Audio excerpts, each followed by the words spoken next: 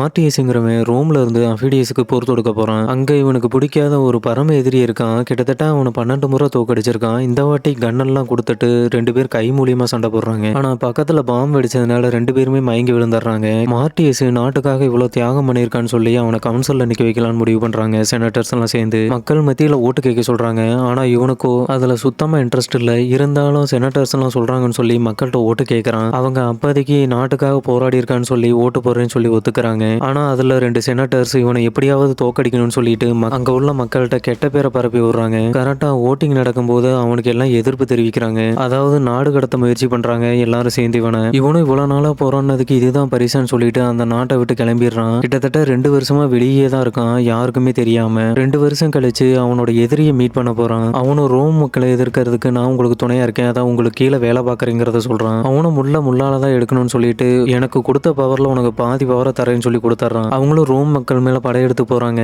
ரோமோட senator இவன்ட்ட கெஞ்சி பாக்குறான். ஆனா இவன் ஒத்துழைக்க மாட்டேங்கிறான். கண்டிப்பா போர் தொடுப்பேன்னு சொல்றான். சரின்னு சொல்லி அவங்க குடும்பம் எல்லாம் இவங்கள்ட்ட கால் உழுவாது குறைய கெஞ்சுறாங்க. ஒரு கட்டத்துக்கு மேல அவங்க அம்மாவோட கண்ணீரை பார்க்க முடியாம அந்த அமைதி ஒப்பந்தத்துக்கு ஒத்துக்கிறான். இவனுக்கும் சரிபாதியான பவர் இருக்கனால அஃபிடியஸ் மக்களுக்கு பதிலாக இவன் போய் அமைதி ஒப்பந்தத்துல கையெழுத்து போட்டுறான். ஆனா அந்த அசிடியஸோ அங்க ரோமுக்கு போய் பல பொருட்களை திருடலான்னு முடிவு பண்ணியிருந்தான். ஆனா மொத்த பிளானும் கெட்டு போயிருச்சு இவனால. அதனால இவன் திரும்பி வரும்போது எல்லாம் சுத்து போட்டு இவனையே வெட்டி கொன்னுடுறாங்க.